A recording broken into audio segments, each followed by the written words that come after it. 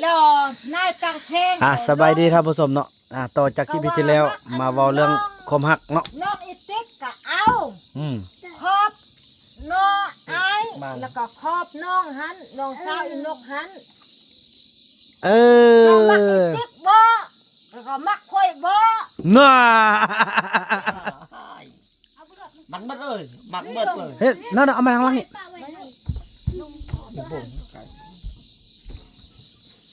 เดี๋ยวนายตังเพลงมื้ออื่นเข้ามาแล้ว เดี๋ยวนี้อัน แยกกินเหล้าอยู่ ซ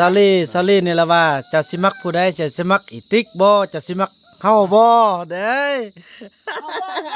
เขา บ่ ว่า มั เรื่ ก องจริง แม่น เอ้า เอื้อยมักเพื่อก็บ่มักแม่นเฮาอยู่นำกันเป็นพี่เป็นน้องกันบ่เป็นมักคลำ ว้าซาลีนั่นอยู่แล้ว กินเบียร์ เดี๋ยวนี้นี่บอกเขามาท่านผู้ชมเนาะถือว่า จริงบ่ สาว ตังเพลงเขาบอก ซาลีเราแอบมักบ่าวเฟือง อยู่เฮือน กับลมเนาะ อันเดี๋ยวนี้อันนั่นนี่อันไอ้กาเห็นความรู้สึกของอันซาลีมาไล่แล้วเนาะ ได้ แล้วมันอาจจะทำเป็นจังไดน้องมักไอ้เฟืองบ่ อันมักเฮาก็เอาเฮาอันเฮาบ่งามเฮาอวยก็มักผู้น้องน้องอีติ๊กผู้งามก็เอาผู้น้องหันบ่ต้องยกบ่ต้องเฮ็ดบ่ต้องยกจกว่า มักไอ้ติ๊กตกคลำเนาะ นายตังเพลงเขาบอกว่ามักผู้น้องอีติ๊กก็เอาผู้น้อง เดี๋ยวนี้ อ่า เขาว่าจริงๆก็เขาว่าแท้โอ้ คันไอ้เฟืองเอาน้องก็สิเอาหั่นบ่ อันผู้เจ้ามักเฮาเฮาก็สิเอานายตังเพลงมาแต่งโอ้มาแต่งอ้ายก็ อืม คุณลุงตังเพลงโอ้ แล้วแต่ว่าเดี๋ยวนี้ จริงๆโอ้ แล้วสติ๊กเด้สติ๊กมักไอ้เฟืองได้บ่บ่มักแน่บ่มักแล้วสันน้องทำนี่สันสิมักน้องบ่ เจ้านี่เจ้าสิมักค่อยบ่ บ่ฮู้เถื่อ บ่เถื่อ โอ้ บ่อยากจะว่าไม่คือเฮาว่าเพราะว่าเดี๋ยวนี้อันไอ้เฟืองนี่ อ้ายกูอยู่แล้วอีนกกูนอนอยู่หัน เดี๋ยวนี้อันไอ้เฟืองเราว่าสิเรามักซาลีแต่ว่าขอให้ซาลีอย่างเดียวคือหยังก็บ่ให้หยังก็ บ่ว่าหยอกมันบ่สูบยาซื่อ บ่สูบยาคันสมมุติว่าคันว่าเดี๋ยวนี้ไอ้เฟืองว่าก็มักน้องอยู่แต่ว่า บ่ แต่ว่า เอาเป็นเอื้อยเป็นน้องกันอยู่นำกันฮักกัน คันเฮาสูบยาน้องเศร้าได้บ่ บ่เช้าน้องชุบยาบ่เช้า บ่เศร้าโอ้ กันเอากันมันบ่ดีเฮาอยู่นำกันนี่เอากันบ่ดี เป็นหยังสิเป็นพี่น้องเนาะอืม ก็ว่า พี่น้อง พี่น้องกัน พี่น้องก็อยู่ในป่าพุ่นเนาะแม่นบ่แม่นบ่น้อง แม่นนี่ เดี๋ยวนี้หันโอ้ซาลีนี่มักโอ้บ่แม่สายตาน่ะบ่ได้ต้นเขาเด้อนี่เอ้าบ่ได้ต้นนี่ บางโทษ โอ้พี่น้องเพราะว่าเราเห็นความดีนะเห็น น้อง ก็ กินชิ้นควายแม่ชิ้นควาย เห็นความดีของไอ้เฟืองพี่น้องเอ้ยแต่ว่าก็เลยแอบปลื้มพี่น้องเอ้ยกันสงสารอยู่อืม ทำน้ำปักเปลืองเขาบอกว่าเอาเฮาเอากินเอาเฮาหมดบ่ได้เอา มื้อเช้าก็เอามาปลุกน้องๆปลุกเนี่ยเขามาหับรถ2คัน รถ เขามาแล้วพ่อคนลุกขึ้นน่ะ ก็ ลุก จอด ไป รถ มัน เมื่อวาน มันเมาแล้วเป็นโหรับ เมื่อวานนี่เขามาขอเด้อส่งผู้เมียเขามาขอได้ไอ้ติ๊กก็ว่าจะไปเอลี่ก็ว่าจะไปบางนุ่นก็ว่าจะไปเฮามีแต่เฮาว่าจะ เพื่อลูกไปมันลูกบ่ไปลูกเมาแล้ว ไปที่อีลี่กับอีนู่นนั้นไป เฮา สอง ไป คน ส่ง นั้น แต่รถ อีนู่นหันนายตังเพลงเขาบอกเขาตัดเบอร์แล้ว ป่ มันเขาตัดเบอร์แล้วอีนู่นไปกินหันเฮาบักกินอยู่ฮีแต่ยันผู้ชายบ่แม่นผู้หญิงเฮานั่งเฮากินเบียร์จนช่วยจนแรงเฮาเมาเฮาบ่ได้ไปเต้นเฮาเต้นช่องเหือเมื่อยเฮามาพักเพาะบอกมา บ่ได้สดไอ้เฟืองไว้ติ บ่อีเพื่องเฮาซอกบ่เห็น กลับมาแล้ว มาแล้ว เฮามาแต่เช้า เพาะบอกว่าไปบอกไอ้เพื่องมากินข้าวกินชิมจะไปโลกบ่แม่เฮา มึง ไป นุ่น โล ก็ ก โทรหาเฮาสายหนึ่งแล้วเฮากลับมาในฮอดนี่พอดีบางนุ่นกลับไปรถ2คันมาหับไอ้ติ๊กแด้ไอ้ติ๊กบ่ลูกเขาก็อยู่ลุ่มเราไปปลุกไปบ่น้องไปบ่ติ๊กเหรอบ่ไปบ่ต้องจำเฮา เขาก็ถ่ายรูปดีๆเด้เขาก็ถ่ายรูปดีๆกับปุกนะ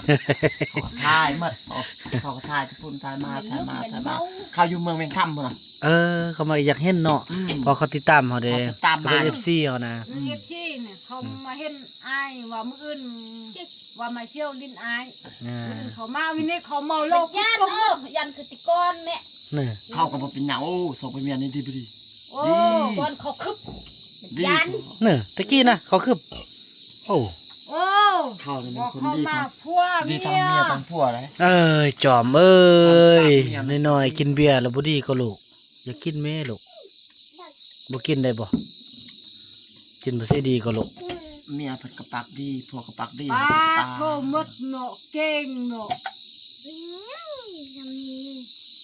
ยาคุตมด เขาขี่รถจักรมาแต่เมืองเสดอก็ว่ามุกขะบอก มันเป็นมุขะ มาแล้วมาฮอดอันน่ะอยู่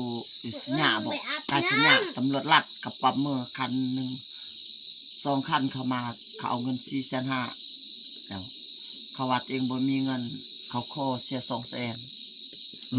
รถจีนเนาะมันบ่มีเอกสารเนาะรถเวียดรถจักรเวียดน่ะเขาเอาเหล็กติดก็เนาะรถจักรเวียดเนี่ยมันเขาติดเสียดิปลายเวียดมันบ่แม่นปลายเวียดเบิ่งอันตัวหนังสือตัวเขาติด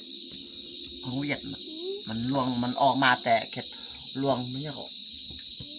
กายลงถาม เอา น่ะ อีหลี รถ ตะ มันอ เบิ่ อกมาง แม่ เบิ่งเบิ่งเด้อเบิ่งว่า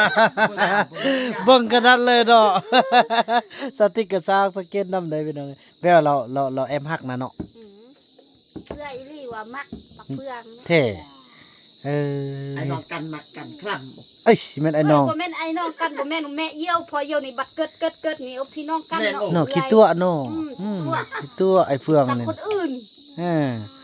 มาอยู่ช่วยเฮาซื่อๆเนาะสิแม่นพี่น้องใส่เนาะ พี่น้องเสือพี่น้องอยู่ป่าหุ่น เอ้ย แม่นสิเย็นหมู่กัน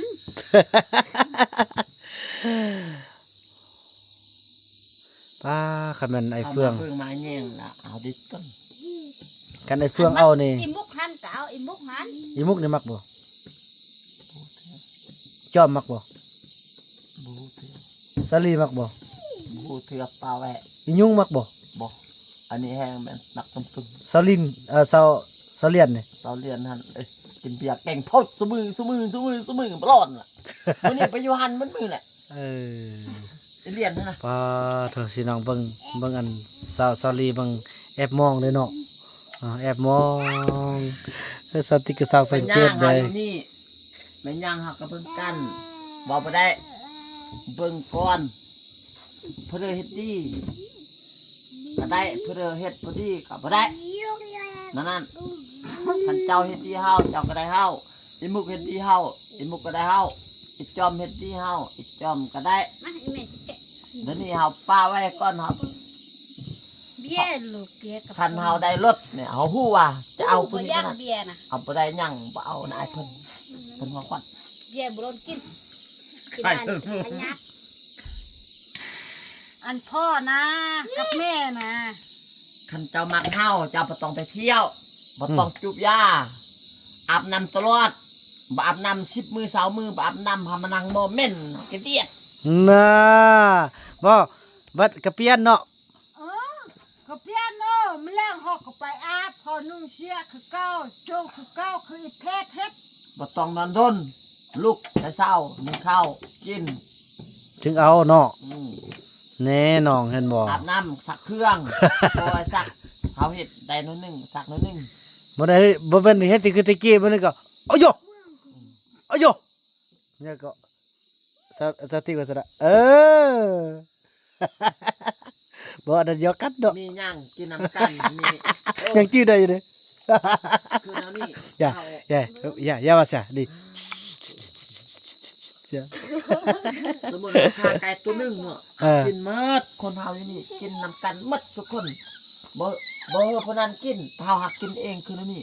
เขาญี่ปุ่นเขายากนะเฮากินได้กินน้ำกันหมดตัวหนึงของมันได้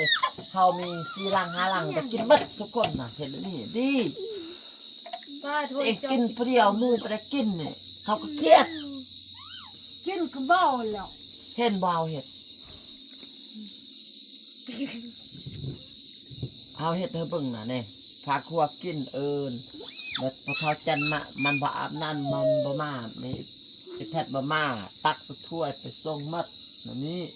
น้อยมันกินน้ำกันแซ่บ ปอ เดี๋ยวกินบ่อีบ่ซ่า แมลงเจ้าจะกินหยังแมลง มาแล้ โอ้ กินยังกินข้าวนั่นไงกินยัง บ่เจ้ากินกับหยัง กันยังอิ่มแล้วกินข้าวอิ่มแล้วให้เจ้าเข้าให้เจ้าเข้าปลาหัน เจ้ากินป้าบ่กินซีนบ่ นี่สิ้นก็กินเจ้ามาแล้วอิ่มแล้วไป โอ้ยเกิดความหักครั้งยิ่งใหญ่อีกแล้วยับไปหม้อเด้อโอ้มันบ่เข้ากองเนี่ยยับไปพุ่นได้ยับไปหนหน้ามันบ่เห็นมันบ่เข้ากองเนี่ยบอกไม่บอกมาแปะน้องก็ได้ว่าซั่น